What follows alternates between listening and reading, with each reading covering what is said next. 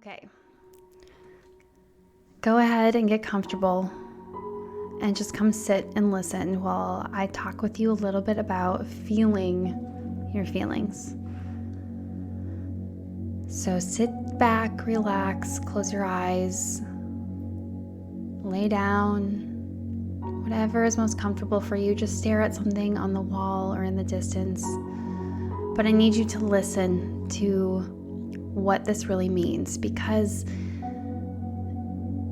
when you struggle with mental health, with things like anxiety, depression, ADHD, like PTSD and trauma, like this rewires our brain in ways that make us intellectualize everything. Have you ever felt or know you were feeling an emotion but not truly feeling it? Like know it without experiencing it? Like you intellectualize everything, or even to a point where you get so incredibly overwhelmed because the feelings that are coming in you cannot put words to, so you shut them out. Or pushed to states of emotional overwhelm where you disassociate and disconnect completely. So now we're going to take a moment to just sit. Allow yourself to breathe and just notice what tension you're feeling in your body right now, because we're not meditating, we're just taking time to sit and drop into our bodies. So every time you take a deep breath in, I want you to imagine yourself coming deeper into your stomach and into your lungs, and you feeling your body, because feeling your emotions is about bringing awareness to what feelings you have and sensations you have in your body, and observing those feelings in a judgment-free space. It takes 9 seconds for your body to react to an emotion chemically, so we can feel and experience excitement, grief, fear, frustration, anxiety. These emotions can come up, and it takes 9 seconds for your body to fully feel it and let it go. So anything that's you feel an emotion longer than 9 seconds is you holding on to it and not letting it go. So through the 7 days of Understanding Your Emotions meditation series, you are going to learn how to explore different emotions and different emotional states and identify and recreate those states within your body, learning how to let them go, befriending stress and fear, and learning how to tap into joy, acceptance, forgiveness, and love. Remember, things like pain, they're necessary.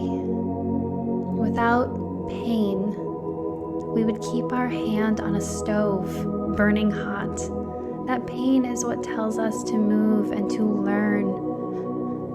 Because with each step, each moment, each action, we are learning something new. You're never failing, you're just figuring it out. Pain is necessary and beautiful use when it comes to your growth and your transformation, but suffering and holding on to that, suffering is not necessary.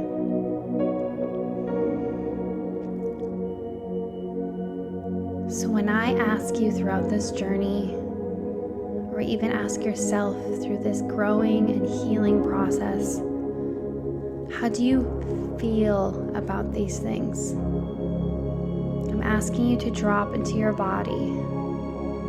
How does your body react? How do you feel about love? How do you feel about your job right now? That's a great one. How do you feel about your job right now? And just allow your body to ignite and feel anything that it does. You have to allow yourself a safe space so your body can feel these feelings. Your body can feel safe to communicate to you. Imagine your body is like a little kid that has been trying to speak to you and tell you that it is in pain, that it is frustrated, that it is unseen and it feels unheard and feels unloved.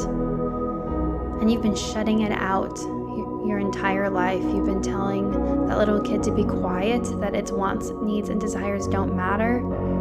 And you haven't put that little kid as a priority. That little child will probably stop coming to you asking for advice or wanting help. And it's time for you to start growing that relationship with yourself again. So give yourself time, grace, forgiveness, compassion. Because learning how to feel your feelings is you opening up a connection with your body. And I will warn you, sometimes you're going to feel incredibly overwhelmed by what your body is trying to tell you. And you're going to think, shouldn't I be getting better? Shouldn't I be healing? But all of this work is for the better and for the good, and it's actually an incredibly beautiful and healthy sign. Because even though you feel out of control, it shows that your body trusts you enough to start opening up and communicating to you, because you are here to listen. So let's start to create the safety within yourself to allow your body to communicate, to allow yourself to feel your feelings so you're not shoving it down and letting it build up and keeping you in the self-destructive behavioral patterns.